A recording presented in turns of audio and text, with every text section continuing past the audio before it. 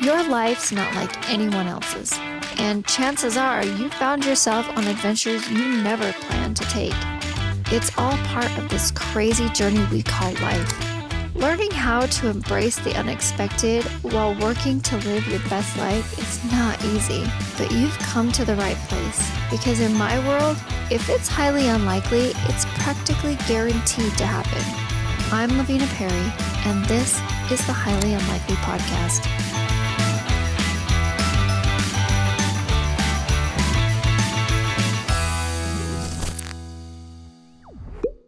Welcome back to the Highly Unlikely Podcast.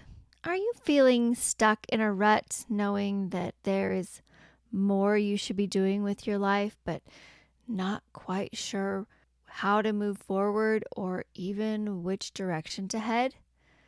Today's episode is for you. I am going to talk all about finding your passion and creating the life that you want. But first, a story.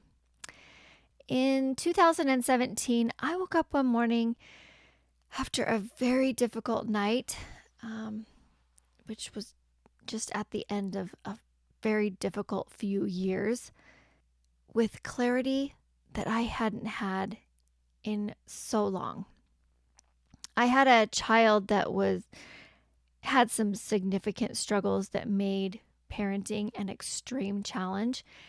And I had unknowingly added to those challenges by my own lack of self-awareness and understanding of what it was that they needed. And this all came to a head on Mother's Day and ended in my emotional undoing that left me just feeling broken and angry and sobbing myself to sleep that night. I hadn't even considered at that point what personal development meant. I had spent the bulk of the last 18 years just trying to survive, which had left very little time for anything else. But when I woke up that morning, I was calm and I had clarity. And I started on a journey that changed every aspect of my life. I saw myself in a new light for the first time, and it was not flattering in any way. I did not recognize the person that I had become. The person that was staring back at me from the mirror was a shell of a person that existed solely for the roles that she played in other people's lives. She had no favorite movies, she had no favorite foods, she had no favorite colors, she had no favorite activities. She wasn't passionate or driven, and she had no direction. She was a survivor for sure, and she had guided her family through a lot of really difficult challenges. But she didn't even recognize her own strength because she had become so detached from her own identity. And quite frankly, she just looked broken. And when I looked in the mirror at that person, I pitied her. I pitied the person that I saw staring back at me because she was not me. Now, this was not some magical moment that just fixed all of my problems. In fact, things got exponentially worse for me in the months that were following that day. And the journey was really difficult and really painful to go through. In fact, I spent a lot of time just lost and scrambling and making mistakes and missteps and wandering for a couple of years. But none of that dissuaded me from the journey that I was on to find my path. Because the clarity and the awakening that I had on that day after Mother's Day had profoundly changed me to my core. I was determined that I was going to find and pick up the dreams that I had left along the way and define my life in a way that supported the person that I wanted to become, and the person that I wanted to be and to have the life that I dreamed of. I had a really hard time finding her underneath all of the years of neglect and grief from losing my spouse and the daily challenges of learning how to parent children who were also grieving, and also my new role as the sole provider for my family. But I continued to dig. I started small. I really just at first I just wanted to know what it was that I liked. And so I watched all kinds of movies and I tried new foods and I started wearing new colors and new styles of clothes. And I found out that I really love wearing black. I had never been big into wearing black. I always just felt like it was just so dark and dreary, but I wanted to try new things, so I tried it out, and it turns out that black is one of my very favorite colors to wear. I mean, it's so slimming, it's so versatile, and I wear it a lot. I mean, it goes with everything, right? I even love having black fingernails. Ooh, black fingernails. Yes, love black fingernails for some reason. They're just kind of a little bit edgy, a little cool. But most of all, it just makes me feel good, so I do it. But there are so many things that I love, and I discovered that I really don't have like one favorite color or one favorite song or one favorite food because we live in this big eclectic world, and how could I possibly be required to choose just one of something that I really like? So instead of having just a favorite, I have a list of favorites, colors that I'm like super into and feel really passionate about. Maybe that's what I'm going through with black. I have foods that I'm completely obsessed with until I'm just sick of eating them, and then I go try new things. But over time, I began to feel more confident and more comfortable in myself again. The more that I got back in touch with my true self, the more I realized that I was excited to wake up every day. I actually felt hopeful about my future and I had more energy, and I realized that I was really loving my life again. Every aspect of it. I loved the good and fun parts, but I no longer felt that the challenges that I was facing were overwhelming. When I started writing again, it was at the recommendation of my therapist. She thought that it would be a really good way for me to work through some of the big, complicated emotions that I was carrying around with me. But one day when I was writing, I began to see a much bigger picture that was full of opportunities. And within that, I found my passion. I am a writer. I am a storyteller. I am a podcaster, which is so crazy to even still say out loud because it seemed so impossible just a couple of years ago. I am an entrepreneur and I'm a college graduate, which just feels amazing. But all of that came with a lot of hard work. It was all work that I was happy to do. It's work that I'm still happy to do. And it's work that I want to do for the rest of my life. You could even be so dramatic as to say, it's the legacy that I want to leave behind in this world after I'm gone. And that legacy is me helping other women to live their best lives, to inspire them to chase their dreams, teach them how to develop the foundations that will support them, and watch them assert their independence to be successful no matter what life throws at them. Not everyone who struggles has the advantages that I have had. They don't have the amazing parents that I have. They don't have the supportive friends and network of people that are interested in what they're doing and in their success all over the country. They don't have the background that I have that has made me as strong as I am and into the person that I am today. But that doesn't mean that they can't have the life that they want or achieve their dreams. They can. So every week I sit down in front of a microphone and in front of a keyboard and I share what I know, driven by the belief that there is someone out there who needs to hear what I have to say and the message that I am bringing.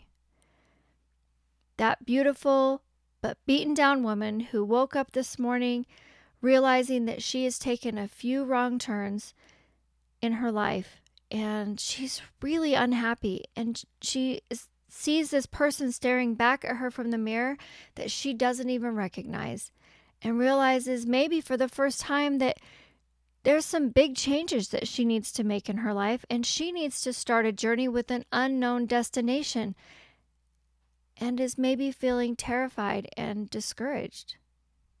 That's why I do what I do, because I believe that everyone can find something that they love and that they feel passionately about that makes them excited to wake up every single day and keeps them motivated to create a life full of abundance.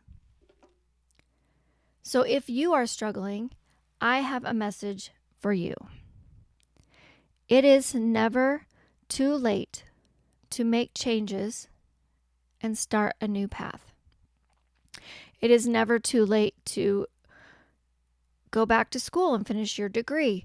It's never too late to pick up that dream that you set down along the way so long ago as your life became more about taking care of other people than taking care of yourself.